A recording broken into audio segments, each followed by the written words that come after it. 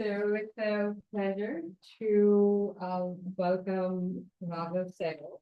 He it's a very unique connection that we have, and that also happens in one of the interesting ways that I was visited Modern Conference on Aging, and then I met Raghav there, and then that led to a collaboration with Yale.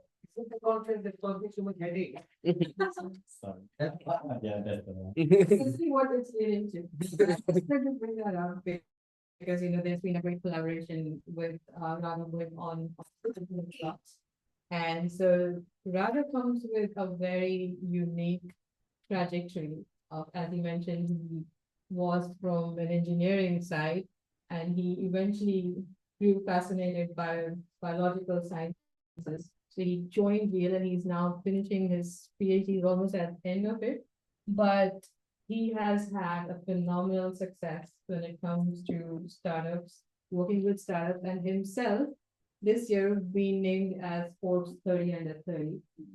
So his achievements, he has, I went through his CV and it's just like, it's amazing at such a young age. He's a director of bioinformatics at Healthy Longevity Clinic. He's also a scientific advisory board and consultant for True Diagnostic, and you're working with venture capitalists. So I think in this room, for people like who are sitting here, it's a great story to hear of how, like at such young age, he's been engaged in so many different translational and economic impact areas. He's not yet even finished his PhD. So I want to now pass it on to Raghav to talk about his journey and as well as with this fascinating title you have on Too Many Talks, Too Little Time. Yep. Thank you, everyone. Thank you for being here, and thank you for the very generous introduction, Neja, and thank you, Ivis, for organizing this. So,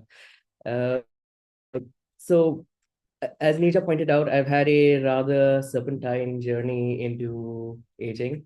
So I kind of started out.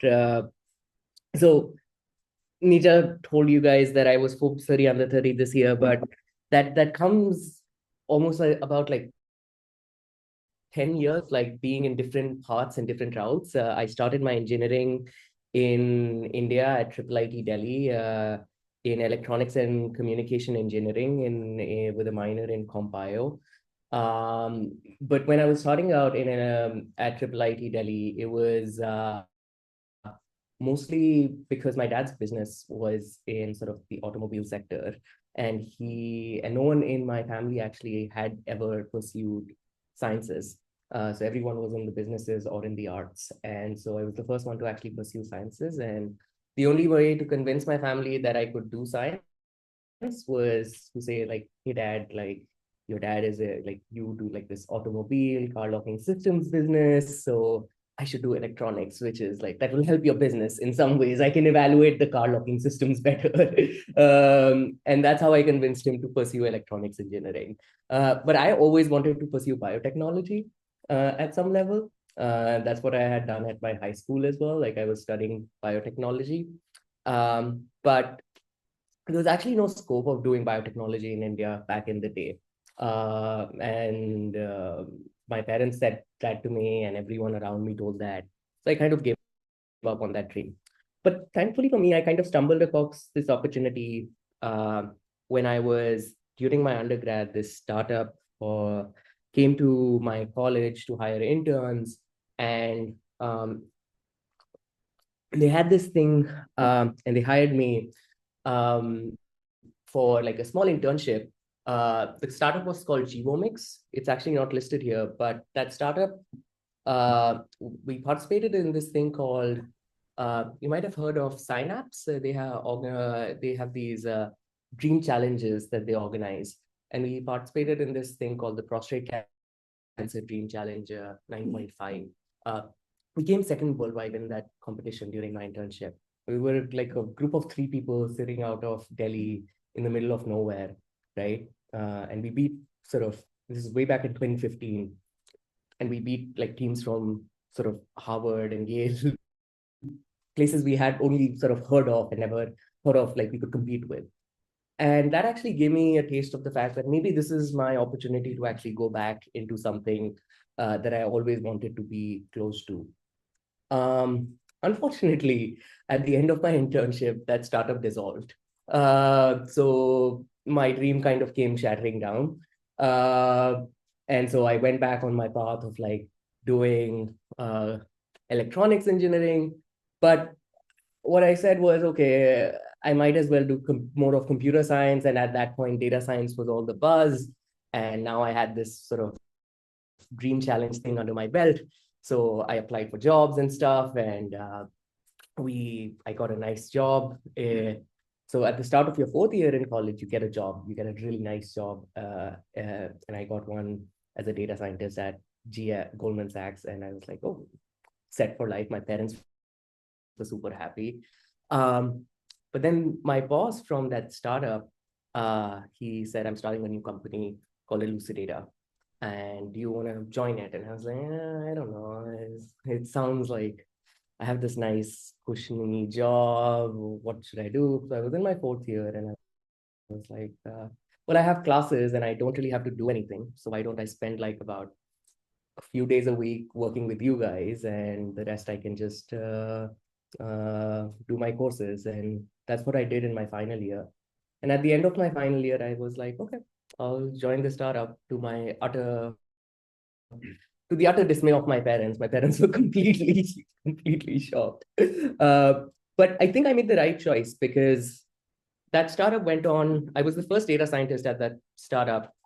This was a computational biology startup completely. That was the goal at that point was that we were essentially a services-based company that was taking data from pharmaceutical companies, cleaning it up, and then helping them with target discovery.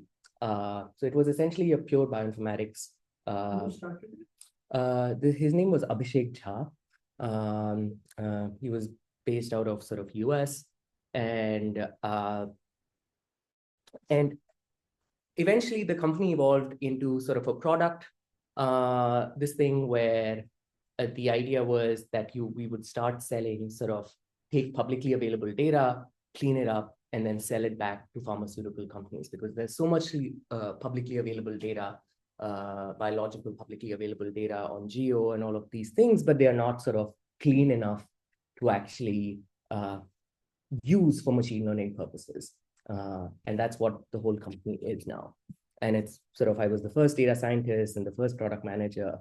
But in 2019, spending about 4 years at that startup, I realized that I was really good at doing all of this stuff, but I didn't have a canonical training in computational biology. I was at the end of the day, I was an electronics engineer, and I was talking to all of these really smart scientists who were sort of multi-year, who were PhDs with sort of decades of experience, and I was at times, for lack of a better term, bullshitting. And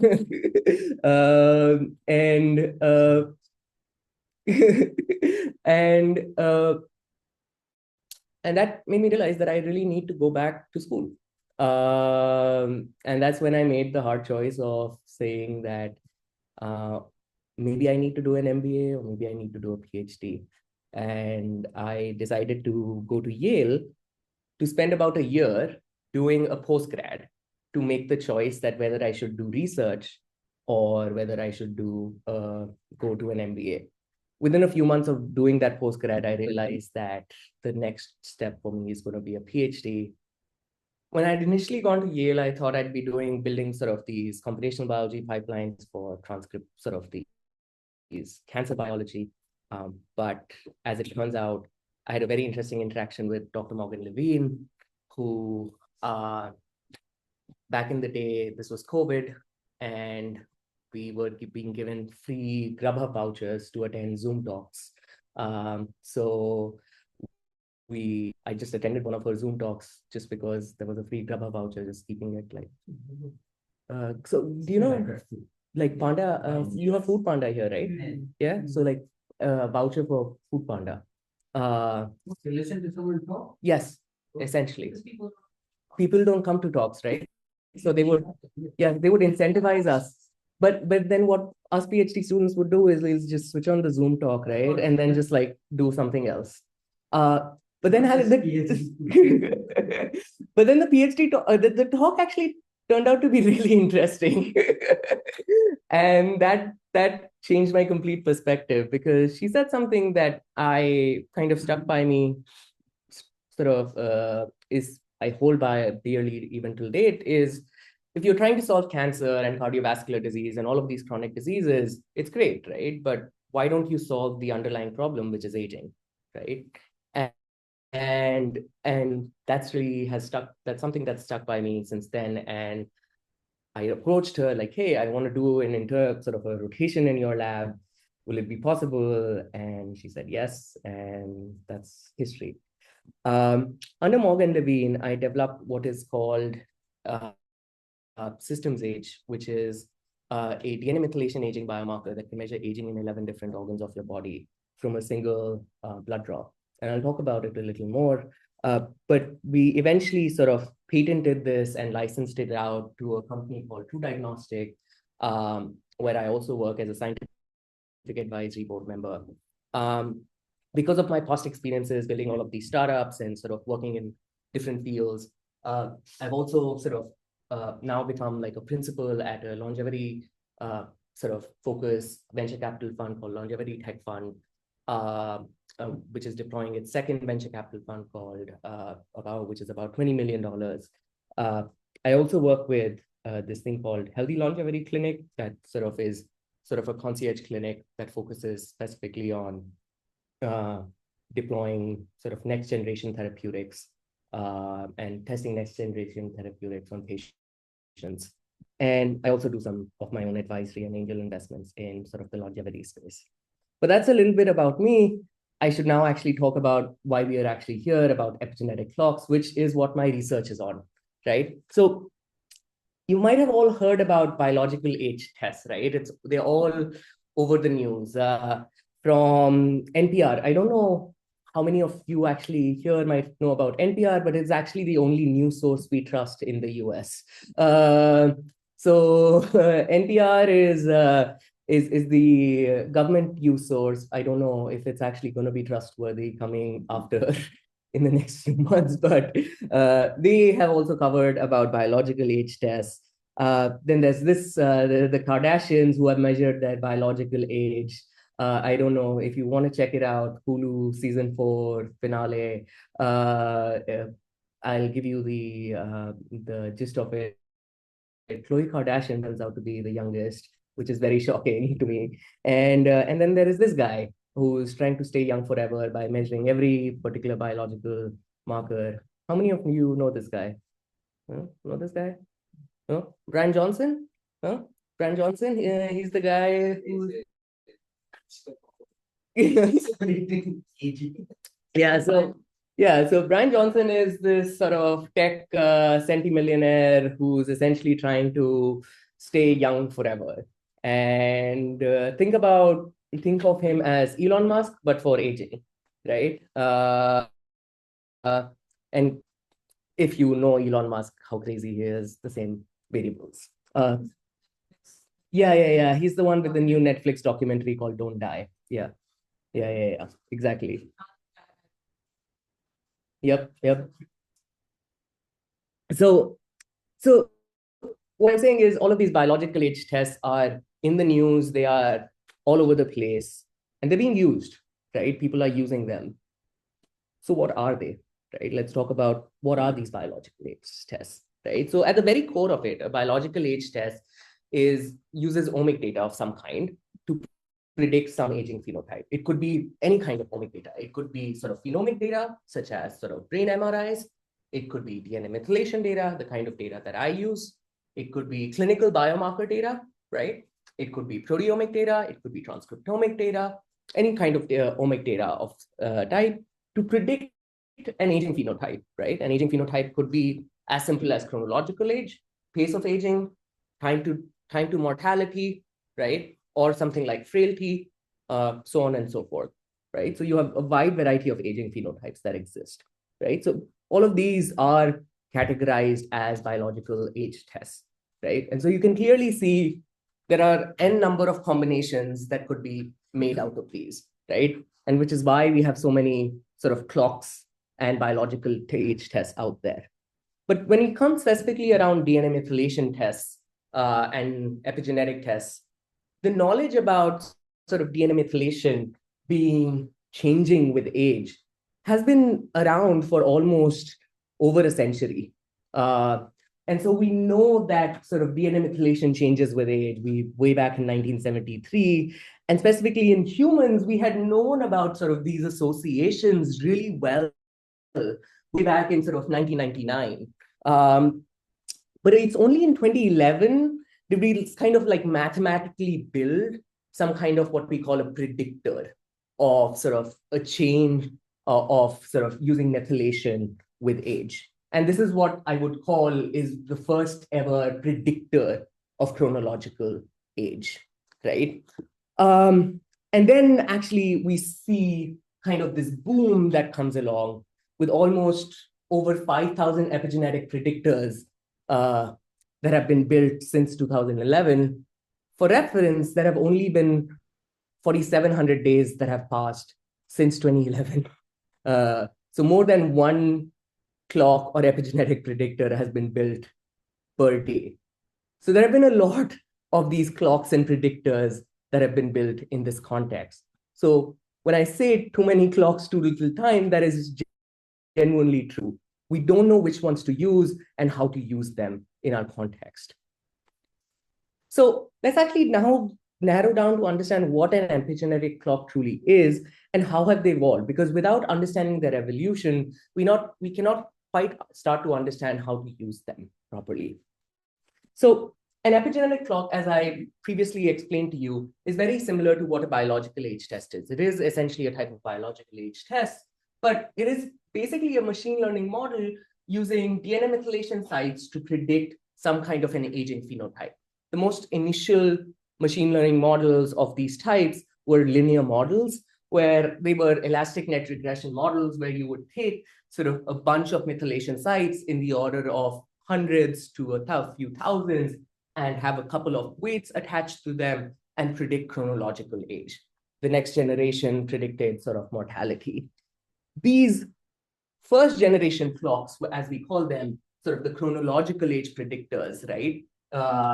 Or as we said, the number of candles on your last birthday, right? Are called sort of the Gen 1 clocks, right? These are the Hannum clock, if you might have heard of them, the Horvath multi-tissue clock, the Zhang clock, right? These are some of the very well-known clocks that are out there in the epigenetic field.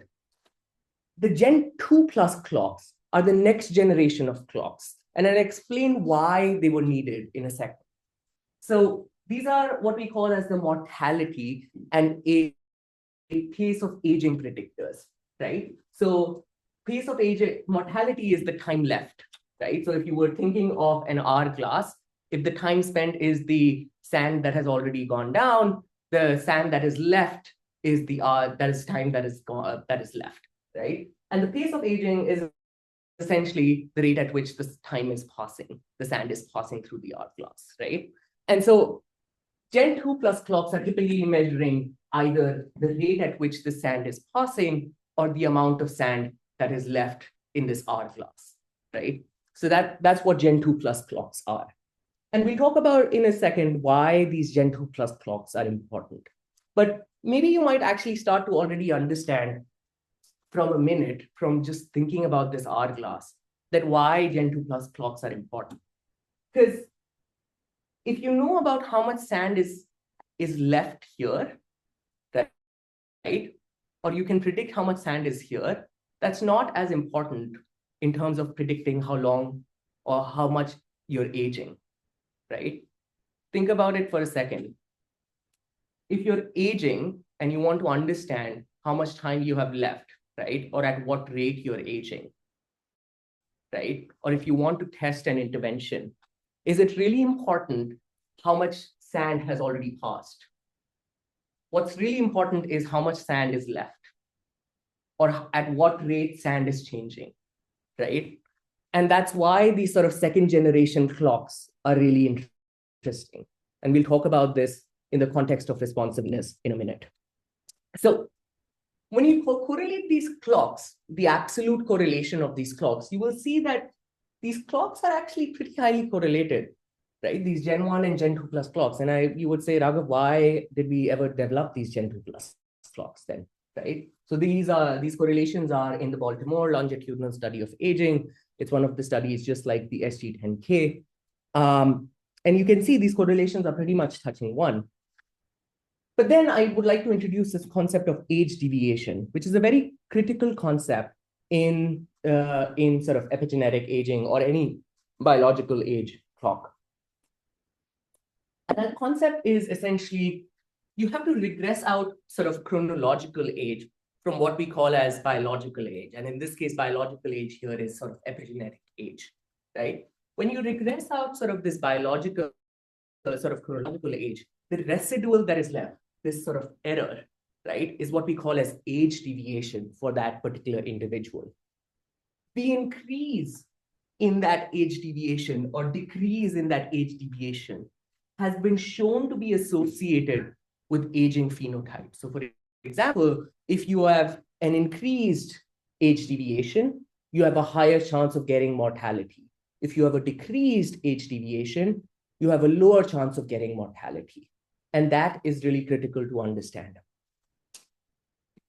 And as I said, this age acceleration or age deviation has been shown to be associated with a wide variety of outcomes, not just sort of mortality, sort of outcomes that are associated with sort of health outcomes, but also sort of outcomes related, such as sort of low education status, so social standing, so on and so forth, right?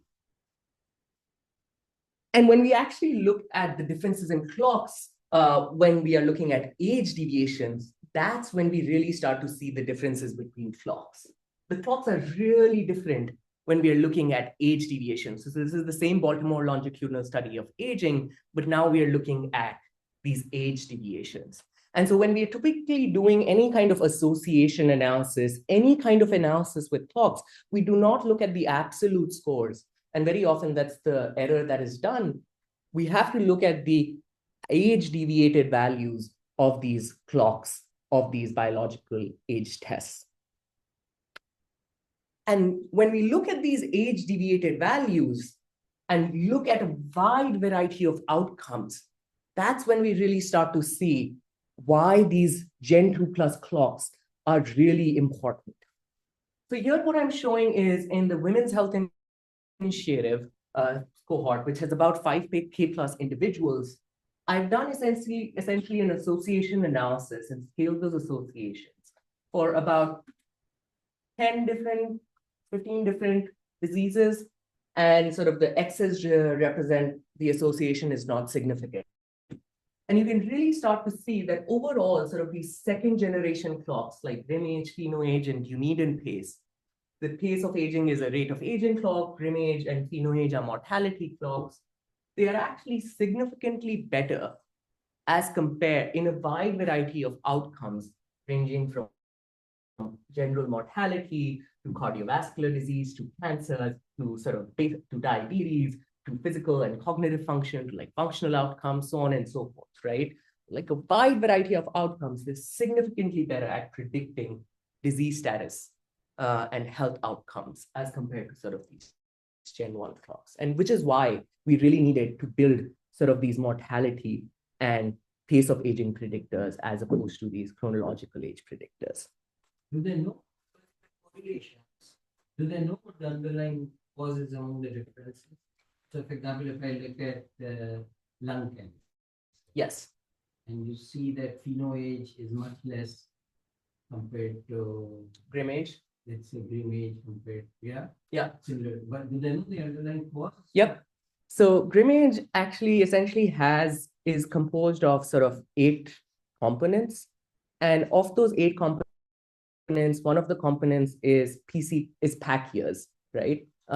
It predicts essentially how many years of smoking you have done, right? And because it predicts for that and has been used to build Grim age, it's really good at predicting lung cancer.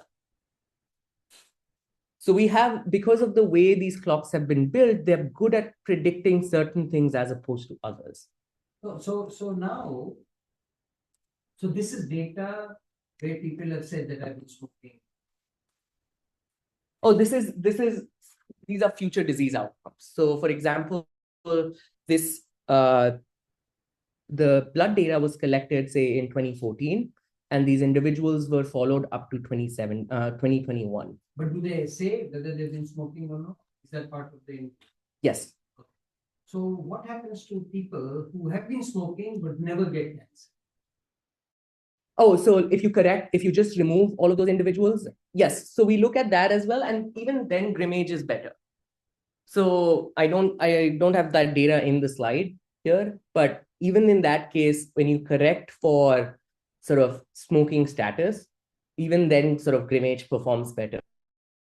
Because here's the thing, that even though PC Pacquia's predicts only for, was trained to predict only for sort of smoking status, it also predicts not just people actively smoking, but also passively smoking, pollution, so on and so forth. So it has this cumulative effect of environmental effects of smoking, of any kind of pollutant. And that's kind of the benefit of using something like Grimage. But you'll see something interesting here. That Grimage, for example, is really good at predicting cardiovascular disease outcomes, but really bad at predicting sort of frailty and musculoskeletal outcomes. And that's partly because the training paradigm is biased, right? And I'll come to this point in a second. Yeah, I would understand this right? Then I would expect what generation one is very sensitive, but I would expect more even like coverage of all of them. And I see that like two of them are good in the leukemia, Yep. one is cognitive disorder, but why it wouldn't be kind of more evenly covered even with the So that's what I would intuitively expect. So the reason for that is partly it's the training paradigm, because they first tend to predict certain biomarkers and then predict the overall mortality, right? So the biomarkers they select often are the ones make them biased to predicting certain phenotypes. But then secondly, it's the cohorts that they're training in, right? So for example, Grimage was trained in Framingham Heart Study, right? And so the Framingham Heart Study was initially built to test out for cardiovascular disease, right? Or PhenoAge, for example, was trained in Chianti.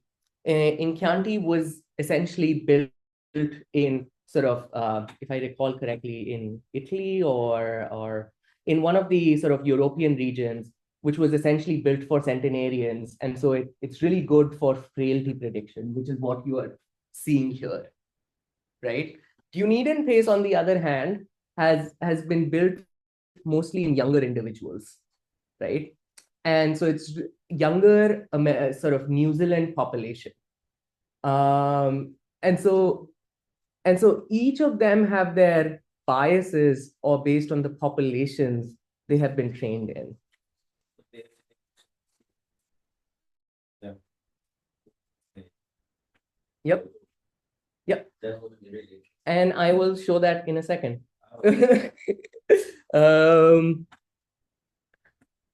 So, okay, so at this point, we would have said like, okay, these clocks are great. We should give it a day, wrap it up, shut shop, right? Use them in clinical endpoints, right? But we came across another problem, which is reliability, right? Technical reliability, to be specific. So let's take an example of PhenoAge. So PhenoAge is one of the clocks that I was just talking about. This is what we call as technical replicates. The same individual measured twice at the same time, right? So they were done essentially a blood draw twice, right? And then run through the DNA processing pipeline and their age calculated. Some individuals had a deviation of up to 9 years. What is the difference in time between the two? No difference in time. You mean now and now? Yes. Oh. Now and now. Up to 9 years of difference, right? That's not helpful for a clinical biomarker at all, right? So we have an issue of reliability, right? This needs to be solved, right? And this is true for both Gen 1 and Gen 2 plus clocks, right? And that's what led to what we call as Gen R clocks or Gen reliable clocks, right? These Gen reliable clocks significantly improve the reliability, right? So for example, for something like pheno age, now it goes down to at max, for example, 2 years. I know that's still pretty high, but relatively speaking, if you actually go into a clinical trial setting, that error or ICC is pretty low, right? Compared to if you see in age range of about 60 to 80 years, a 2-year error is pretty small, right? And for a majority of the population, as you can see, that's less than 1 year.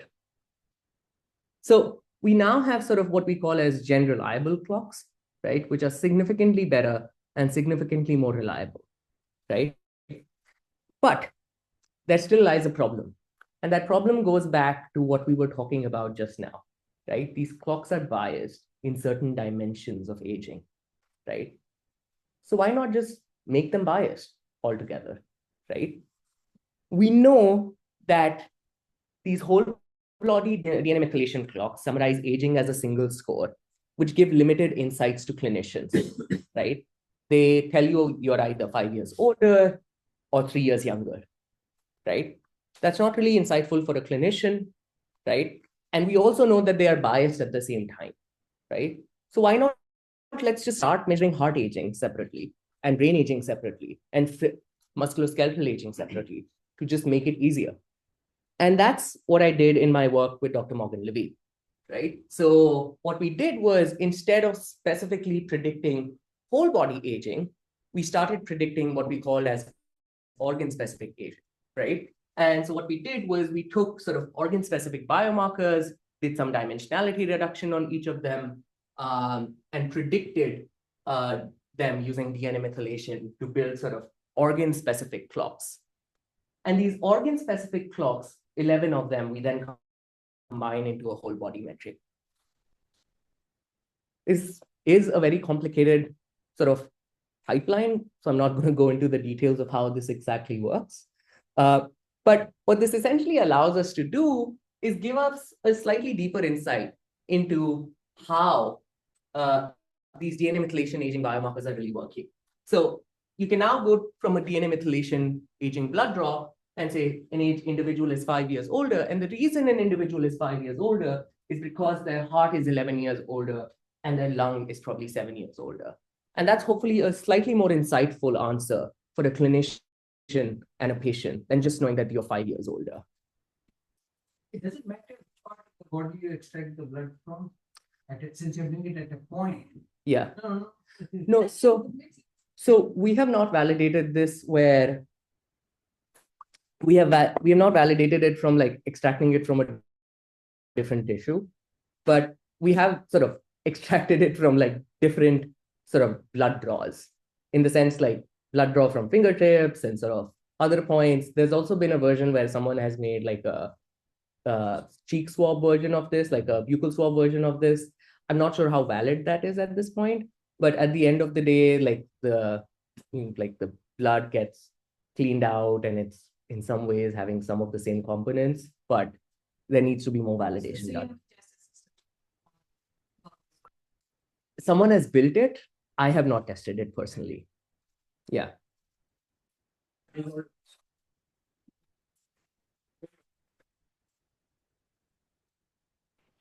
Yes. So that means white blood cells. Yes, so it's whole blood DNA methylation essentially. So it's effectively a mix of everything. But then you have to then somehow, let's say you are trying to measure brain. Yes. Then you need to somehow filter out the immune. So we don't filter out the immune component, right? Because the whole idea is that we are trying to essentially deconvolve agnostically, right? And we do have sort of a separate immune clock right? That is specifically targeted at measuring immune cells, right? Or variation in immune cells. And here's a really interesting thing. We believe that immune cell variation or immune cell aging is separate from inflammatory aging. I know this might sound a little sort of different from what most people might think, but immune cell aging is different from inflammatory aging because we believe, for example, metabolic aging coincides with inflammatory aging. You see an increase in inflammation in the body, but that doesn't necessarily mean that your immune cell is changing at the same time, right? Your immune cell population is not changing at the same time, right? But an immune change in immune cell population might correspond with increased risk of cancer, right? Your immune aging, and which is what we show in the paper, is that if you have an increased immune aging, you have developed increased risk of developing sort of any type of cancer, right? So, statement, if you think about metabolic stress, Yes. then shouldn't there be a period of time before your immune system kicks in sufficient for you to detect the So, change? so we do see this kind of like domino effect, precisely. right?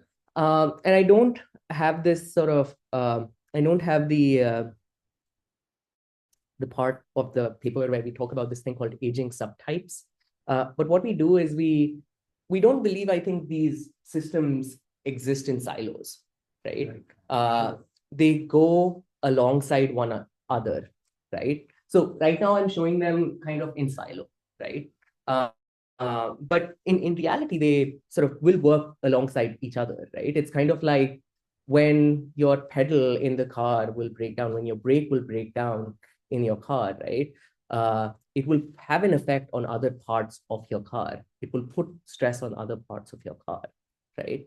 And the same thing will happen here as well, right? So in the paper, what we did was we did sort of a large clustering analysis on the population, and we saw that certain systems tend to move together, right? And those systems, when they tend to move together, will often be accelerated together or decelerated together, right? And when they're accelerated together, they often give rise to the same disease outcomes, multiple disease outcomes at the same time. Same.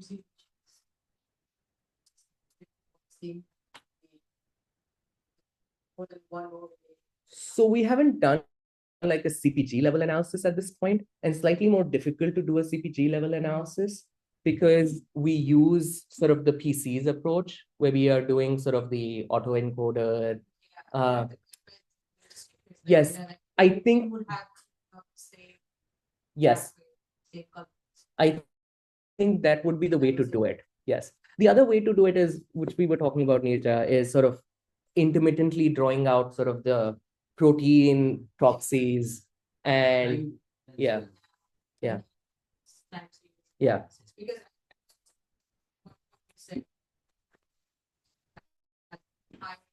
the day Is going to make a difference. Yeah. Aspect Yeah. of the capture that happens. Yeah. And some of them. Yep. Yep. So it is a little difficult to sort of deconvolve some of these things. And unfortunately, one of the biggest challenges with methylation is, and that's where sort of the biggest drawback with methylation is, it's the interpretability of methylation. Unlike transcriptomics and proteomics and metabolomics, it's slightly more challenging to interpret methylation data, or like the CPGs that are coming in to your model.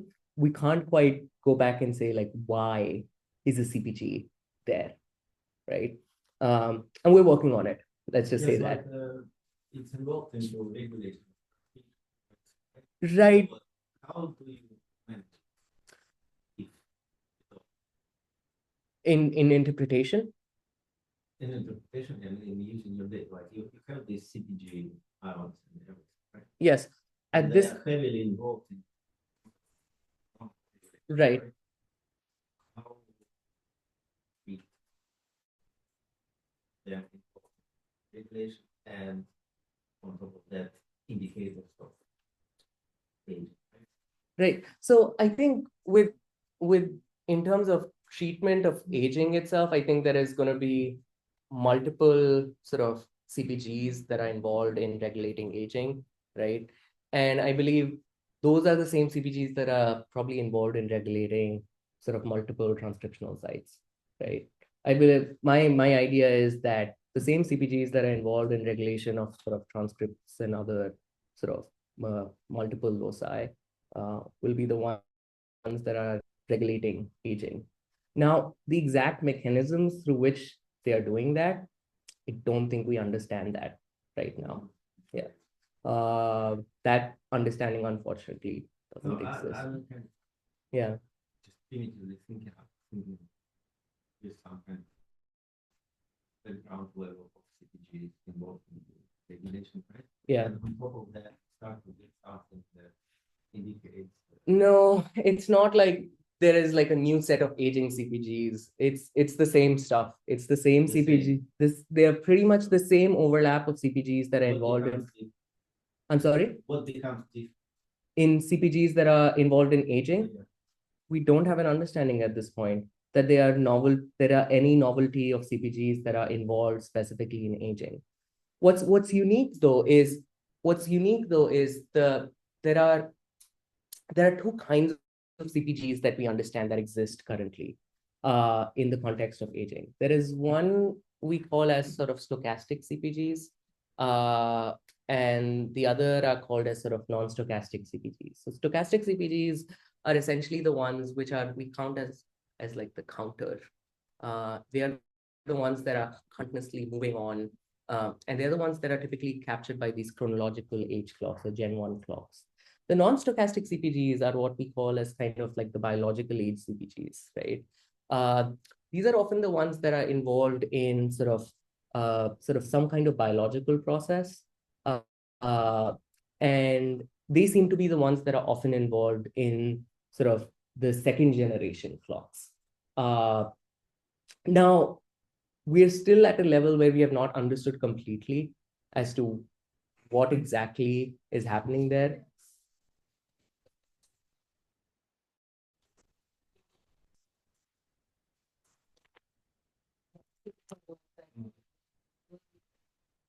Come aboard. Yep.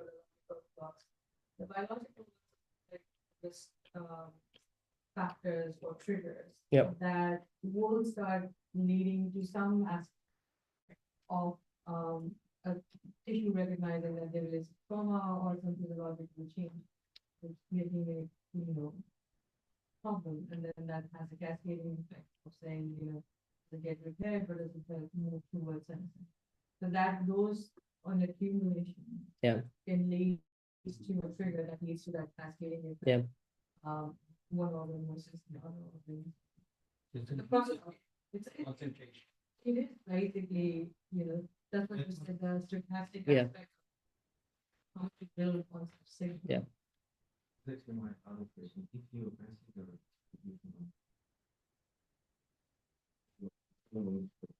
Yep. Are there some trends for some organs aging faster and others?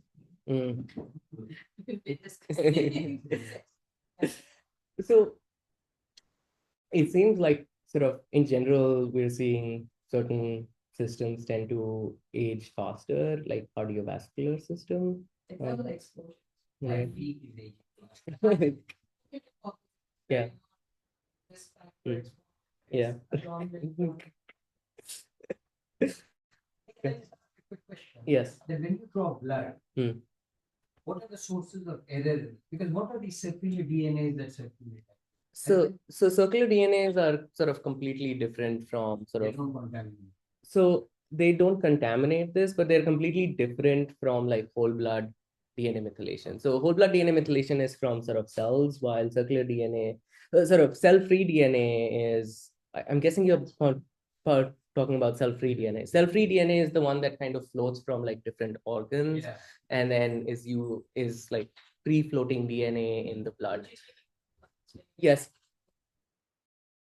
We are taking plasma, but then we sort of sort out typically, and we are looking at from a drop. Well, okay, here's the thing. From the test that is done by True Diagnostic, no. from the whole blood DNA methylation that we use from um, uh, from HRS, from health retirement study, it's often sort of just WBCs or use of, right? So those are typically from the cohort studies, it's pretty clean data, but from the ones that are from the yeah from the stuff that comes from the company, it's slightly different. But then you have to essentially retrain the data in their algorithms. Also retrain the algorithms in their data. Okay, so Ivis told me I just have 10 minutes left and I need to move faster. So There's a lot more interesting stuff. yeah. So this has been extensively validated in about 8 cohorts. And so system scores, for examples, have been shown to be very specific. They have cognitive function is most associated in the brain score, physical function in the musculoskeletal score, total comorbidities with inflammation. I'm just moving very quickly through this, I apologize. Lung cancer with lung, leukemia with blood, coronary heart disease with heart, so on and so forth. We've also shown that so they tend to outperform presently available clocks with a very high specificity. For example, the best system score tends to be, or the most appropriate system score tends to sort of outperform sort of the presently available whole body clocks in a wide variety of disease outcomes. So for example, for lung cancer, that's the lung score that outperforms all the other clocks, or for CHD, that's the heart score, so on and so forth. And this, as I said, is available to clinicians and patients at Symphony Age by True Diagnostics. But the question is, can we go deeper using DNA methylation, right? And so this is something that I've been working on with a colleague. It's called CPGP. It's a DNA methylation aging framework that uses the same sort of a BERT-like GPT structure to essentially predict sort of a bunch of different things, such as sort of it can do array conversion, missing data imputation, but most interestingly, it can sort of do what we call as epigenetic biomarker proxies. What that means is we can use whole blood DNA methylation to predict hundreds of proteins and metabolites in plasma, right? So I'll give you an example of this right now. This is a very predict proteins that exist.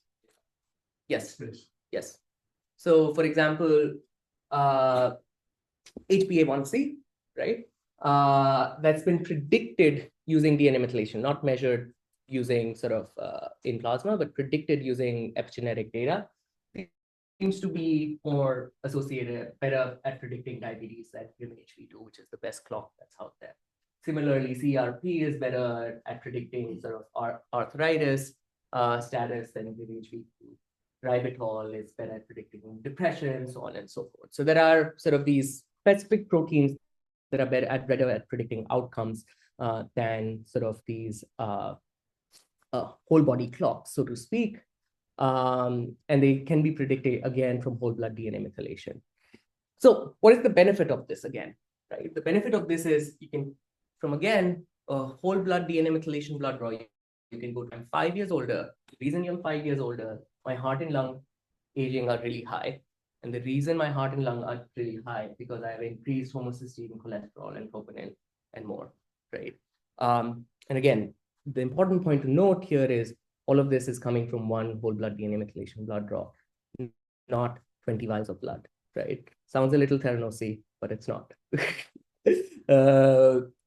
But the point is that it's the translational aspect of this, right? The cost of doing sort of multiple of these blood draws and multiple tests of these kinds is expensive, right? At this point, something like this costs around $250, right? The most recent MSA array will take it down to about $80, which is still expensive, but the cost is coming down, right? Which is the best part of it. And if we are to believe sort of the exponential decrease in numbers that has happened for sort of genomic data, I think the cost will only come down for this. Okay, So we've seen sort of organ and molecule clocks, but all of these clocks are in human blood, right? Let's remember that. They've all been measured in human blood, except for maybe two clocks, Horvath multi-tissue clock and skin and blood. Just remember, I'm going to ask you guys some questions. So if you guys are sleeping here, you're not going to get chocolates, essentially. I'm not going to say anything else.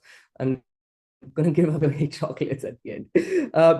But let's just talk about therapeutic development, right? Because one of the important things about developing these clocks is therapeutic development, right? We may need, if we want to have a biomarker for the purposes of therapeutic development, we may want a biomarker that doesn't work just in humans, but we want a biomarker that starts to work in mice, but goes all the way to humans. So you want a drug treatment, right, to decrease epigenetic age in mice, then in pigs, then in monkeys, and then eventually in humans. And wouldn't it be ideal if it's the same aging biomarker, right? It'll be pretty cool, right? And for that purpose, there has been a new generation of clocks called Gen S or Gen species, called cross-species clock, right? These are mouse-human clock, the axolotl and human clock, and the mammalian clock. These are really cool clocks, and they're quite similar to, at this point, like generation 1 clocks.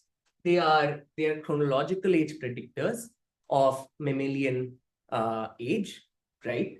They are not reliable at this point, right? So they are, in terms of like the evolution, I would place them quite here, right?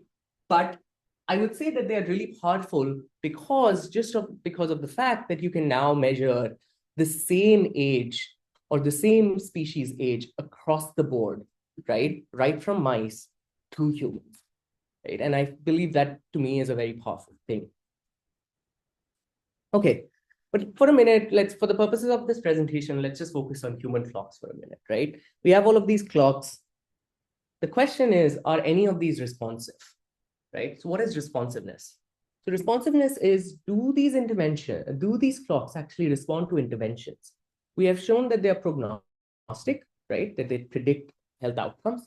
We have shown that they are reliable, that they do not change much with they do not change so much with sort of repeated draws. But are they responsive? That if we were to give an intervention, will they actually decrease, right? If these clocks or biomarkers are not responsive, there's no use, right? So the problem statement is an ideal aging biomarker. So we have 3 criteria: prognostic, responsive, and reliable. So why don't we build some kind of a framework which can evaluate this? So we built this framework called Translate, which can evaluate about 110 biomarkers, sort of Gen 1, Gen 2 plus, Gen R, and Gen X across all of them. We check for prognostic across 21K individuals, 30 plus aging phenotypes, responsive, 51 different longitudinal longevity interventions, and reliable across biological and some across technical and something new as biological reliability. And I'll talk about that in a minute. So the first question is, are biomarkers prognostic in diverse populations across different aging? These are human population. Yes, that's correct. So as I said, DNA methylation aging biomarkers have been shown to be prognostic, right? But the problem is it's only been in Western-centric populations with limited outcomes, right? So this is actually Grimage V2, right? It's one of the leading clocks that is out there, right? And I would say it's one of the largest studies that has been done in human populations, right? But it's only 10,000 individuals, right? And predominantly people are of European or European African, European American descent, right? And that to me is a drawback, because if we are not sort of looking at wide variety of populations, we cannot sort of translate these clocks in clinical trials. And so Translate Prognostic aims to sort of look at more diverse populations in a standardized manner across more aging phenotypes, and of course, a lot more biomarkers, right? And multiple standardized metrics. So not just a few metrics like hazard ratios and stuff like that, but a lot of different metrics so that we can really see if these clocks are working or not, right? One of the reasons we have been wanting to collaborate with A-Star, because you guys have the first East Asian, South Asian, and Southeast Asian cohort. And so the reason I took this trip was to sort of do some of the data analysis here. And so I want to actually share some of the fruits of the trip to A-star here, right? Which is really exciting in my opinion. What in Last 5 yes. You're up on Tuesday. Okay. Yeah. So, and this is really exciting to me. So we were talking about these organ-specific scores, and I apologize, these charts are a little small. But so Nisha and Ivis have already sort of done a lot of analysis on sort of whole body clocks and shown that in sort of grim age, some of these populations have accelerated aging or not. But what we wanted to do is go one level deeper, right? See, this is the same true in organs, right? And what we are seeing is something really interesting. So I'm not going to go through all the data points here, but let's look at the heart and brain score. So in the heart score, what we are seeing is that Indians have a significantly accelerated heart score, right? That's after adjusting for age, sex, and BMI. So we have taken out all confounders, right, from epigenetic aging, right, that could have been there. And they still seem to have an accelerated heart score. The same is the case for brain score, right? And So you talk about India. Yeah. I was just thinking about this. South Asians. Yeah. India means India. Because I'm sure if you distribute Yeah. people from Kerala, you'll find it'll probably fit in somewhere. This is actually 10K. So they have So this is a good place. Yeah. Yeah. Yeah. This picture. And what's really cool is that even some people like Malay, so even Malay populations seem to have like accelerated aging compared to like sort of Chinese populations, and Indians compared to sort of Malay populations have accelerated aging. And the same is true for in the brain score. But let's look at musculoskeletal, which shows a very different story altogether, where Chinese and Malay populations are very similar, right? But Indians seem to have a much higher score here. But on the immune score, it's a completely different story, right? Chinese populations have a much more accelerated score, while Malay populations have a much more decelerated score, and Indians are somewhere in the middle. A very different story altogether, right? So by looking at these organ level scores, we can get very different understandings of how different populations are aging. Now, there is some understanding to be done whether these are lifestyle choices or whether these are genetic predispositions, and there's more story to be figured out here, but we'll get to it, right? This is just 4 days of analysis, so bear with us. But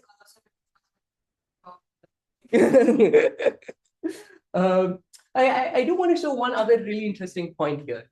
Yes.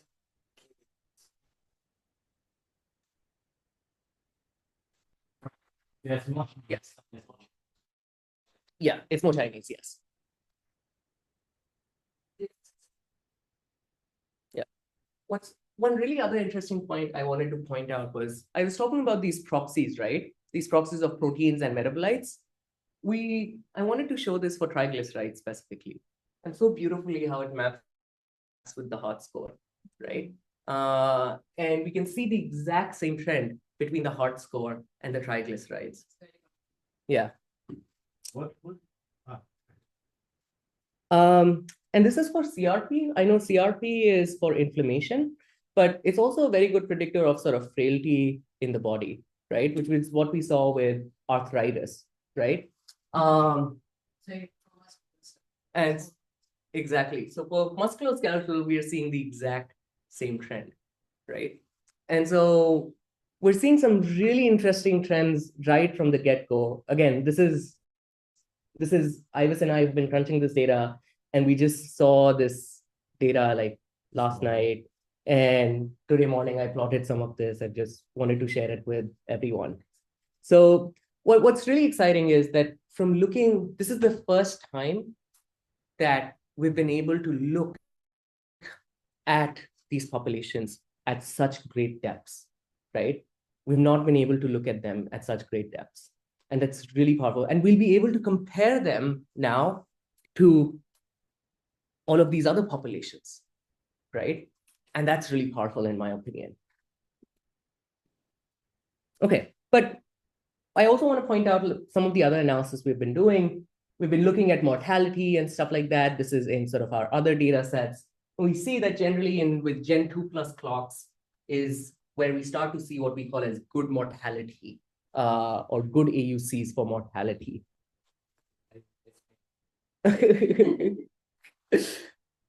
And typically, if you rank these scores, typically GrimAge V2 tends to perform the best based on just prognostic value. Another question is, as I said, are these clocks responsive? No, I'm already over time now, so I'll just try to make this really quick.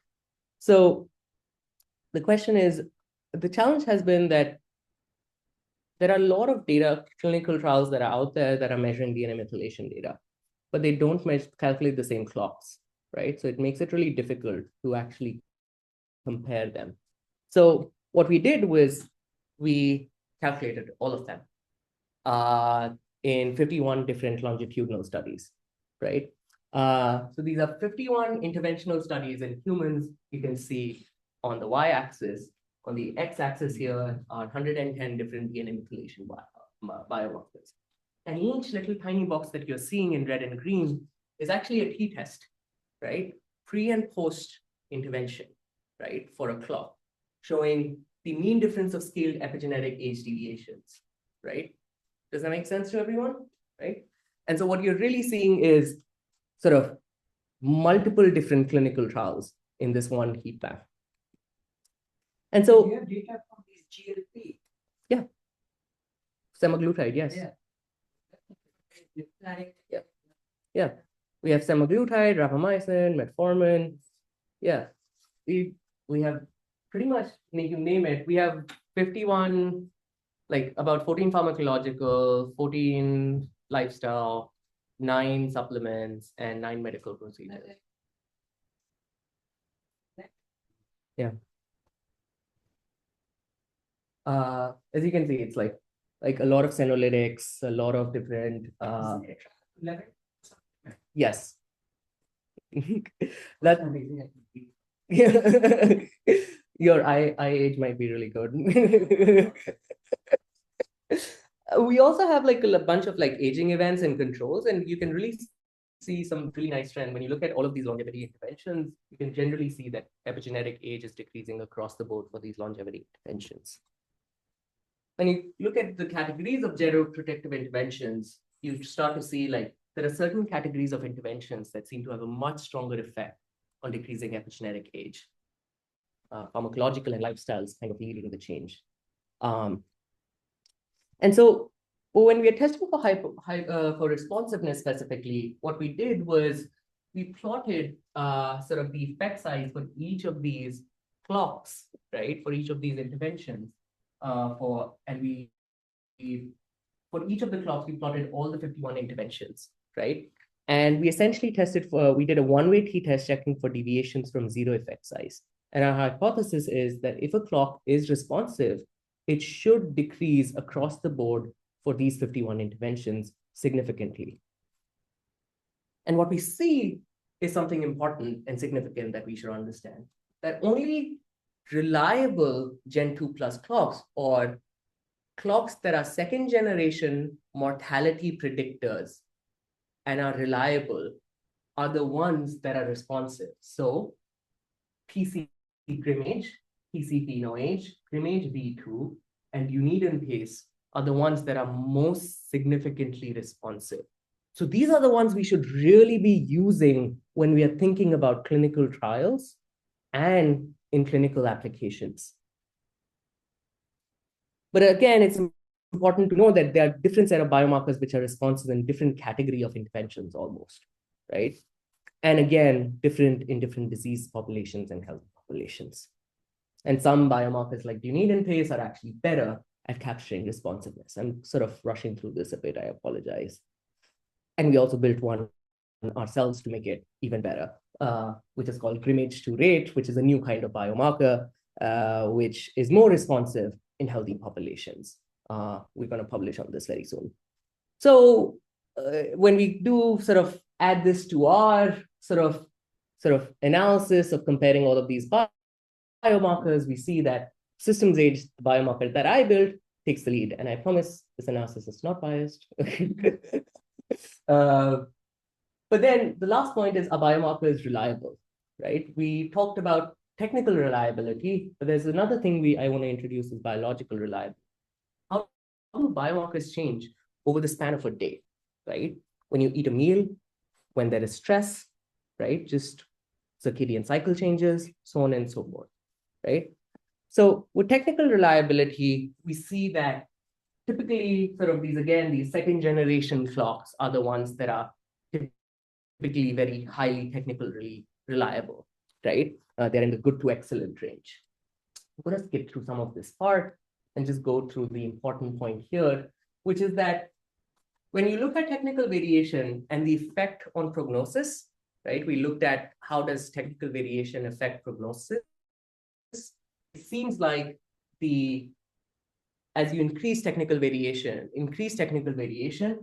prognostic capability goes down, right? We are able to show that very effectively. But when it comes to biological reliability, it's a little more complicated. Most clocks are actually not even in the moderate range. Most of them are in the poor range, which is pretty bad in my opinion. And when you merge the two, there's only one clock that ends up being in the good category, which is PC Grimmage, which means there is a desperate need for us to improve biological reliability. So when you add this all up, you see that the best clock that's out there is potentially PC Grimmage, right? That's the clock that should probably be used most in context of clinical trials and so on and so forth. And again, this is an early analysis. We need to do more validation, look at more data sets, so on and so forth. But any idea what makes it the best? I think there's more work to be done, but I think it's the biological reliability aspect, right? That seems to be making it really stable at this point.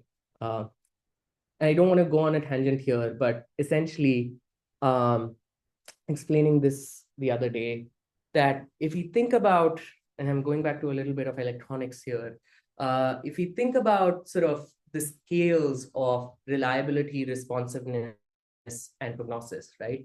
There are 3 different time scales. Reliability is at a very short time scale, right? A few hours to a day at max, right?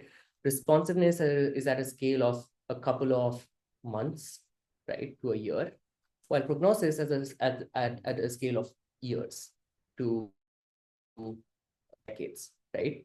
What you're doing is, if you're optimizing for one thing, you're letting go of the other, right? And signal analysis 101, if you end up making a high pass filter, right, you lose out the low signals, right? If you end up making a low pass filter, you'll end up losing out the other side, right? So what you really need to do is make a filter that allows all the signals, and PC Grimmage somehow seems to be able to balance all of them. So the thing is, if you might have seen, PC Grimmage did not score really well in prognosis initially or its responsiveness. It kind of balanced out across all of them. And that's its part. Yes. Exactly. So it's the balancing out effect that helps it out. Okay, but it's important to note, and that point I kind of want to make here as well, right? If you look at kind of these relationships between prognosis and reliability, right? You start to see that prognostic and biological reliability almost has a negative relationship, right? So we're looking at AUC of mortality with sort of ICCs of biological reliability. It's negatively correlated, and it goes back to like the timescale idea. Biological reliability is at the timescale of hours. Prognosis is at the timescale of decades. If you're optimizing, and that's what clocks have been optimizing for constantly, prognosis, not looking at biological reliability. You keep on optimizing for prognosis, you will lose out on biological reliability. And that's what's been happening. So too many clocks, too little time. What clocks to use? So it depends on your use case. And now I want to just run through a few examples. I know I'm already 10 minutes over time. I think this is going to be the fun part, I promise. And I'm sorry for the people online, you're going to miss out on the chocolates, but please feel free to answer. Okay, I'll try to email the chocolates to you. So let's take a case study. So we have a clinical trial for metformin, okay, where metformin was taken at the start of this trial, and then metformin was taken at the end of, metformin was taken continuously through this trial, and blood was drawn at the start and at the end of this trial. Which sort of epigenetic clock would you recommend? Anyone in the audience? And I promise I will give a chocolate. Huh? Primate, yes. Any other answers? Okay, yeah. Okay, yeah. So yeah, probably both of them should get it. So yeah. So the answer is actually you should measure sort of the second generation clocks, right? The Gen 2 plus clocks are the ones that are really valuable, right? But additionally, I would also suggest measuring the organ specific clocks, right? So this is actual data that from a clinical trial from metformin. Because what we are able to see is the organ specificity of these. And so in the gray are the ones that are not significant, but you can see that metformin actually has organ specific effects, right? And you want to know which organs will be affected by sort of metformin, right? Okay, so Novartis BioH Labs recently actually did a $500 million deal or something to build gerotherapeutics in preclinical to clinical stages. What biomarker should these guys use? Any thoughts? Any thoughts?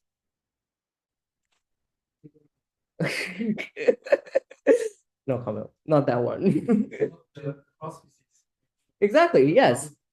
So the cross species one, right? So the one to be used is the cross species one, right? So the cross species biomarker is potentially the one. Unfortunately, the limitation here is that it's not been as well validated. So there is more work to be done here, right? So probably they might have to wait on a better biomarker a few years, but yes, the best case scenario is the cross species biomarker.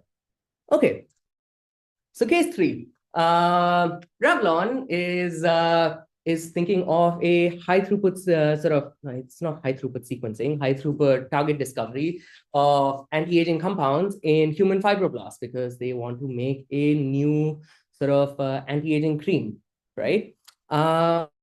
Which clock should they use to measure which of these compounds are actually aging or anti-aging? And I promise I'll buy you a chocolate. I don't have any more. I ate one. I ate your chocolate because I was hungry. No. No. This is a tough one, actually. No. This is actually a very tough one. This answer was kind of hidden in the slides. Okay. Thankfully, I don't have to buy a chocolate. So this is actually the skin and blood clock, right? So you remember how I mentioned that all clocks are typically taken from blood, except for the Horvath multi-tissue and the Horvath skin and blood clock, right? Which are derived from sort of multi-tissues and from skin and blood, right? So specifically the skin and blood clock is been built from human fibroblasts, and well, also the multi-tissue could potentially be used as well, right? So that could be a potential clock that could be used in this context. So with that, I just kind of want to wrap up my presentation. There are a lot of things that need to be done in the field of epigenetics. So one is the thing I was talking about, transphage itself. We want this framework built out. Hopefully, it needs a lot more data and additional standardization so that we can have more diverse, we need more diverse and longitudinal cohorts, combining metrics from different phenotypes. We need more responsiveness studies, alternate ways of quantifying responsiveness, and with reliability, more biological reliability data sets, but also alternate metrics to look at reliability beyond just ICC. We of course need to improve our aging biomarkers on different criteria. So we were looking at all of these criteria with biological I didn't talk about the Gen X biological reliability part, but they are actually quite reliable when it comes to biological reliability. And the other point is there are other types of clocks that I've not talked about. For example, the single cell epigenetic clock that is also really useful. And of course, there needs to be evolution of the Gen species clocks, right? So that they are better off and can be used in translational purposes. And then, of course, the most important thing is we need to show that that it's important to understand that just simply showing that prognostic and response biomarker is prognostic and responsive does not make that it will eventually become a surrogate biomarker in clinical trials or will be useful in clinical applications. Because we still need to run some kind of a clinical trial eventually that will show that it is useful and it changes in response to interventions, right? So hopefully something like Translage will allow us to give a short list of biomarkers to test in this eventual trial. Because if we don't do that, we will run into sort of a multiple testing correction issue, right? Where we have to run 110 biomarkers and maybe 5,000. I don't know. But the point is that there's a lot to be done, but there's already a lot of progress happening. And with that, I just want to thank all of the many scientists and collaborators who have made their data available and code public that allowed all of these projects to be possible. And a lot of these projects are collaborative. Feel free to reach out and collaborate, always open for that. And yeah, these are the lab members I work with and the projects I work with. Thank you. Sorry for going over time, I apologize.